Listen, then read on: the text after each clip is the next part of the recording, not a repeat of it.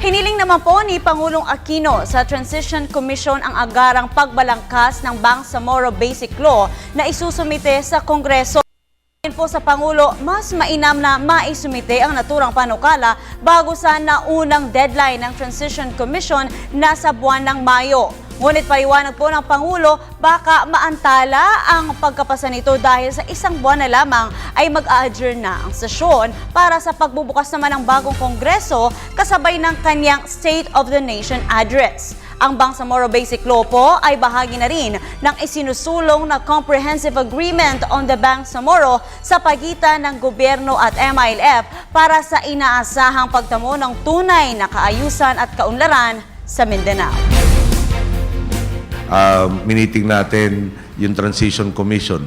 No, pinaalala ko sa kanila na mas maaga mailabas yung panukalang batas, mas malaki ang pag-asa maipasa natin sa tamang oras. Ang unang deadline nila sa sarili nila, May. Ako nakiusap, huwag naman May. Dahil isang buwan lang tatalakayin ng Kongreso, adjournment na, SONA na pagkatapos nun, pagbalik, budget na, baka mabinbin. So may input siya doon.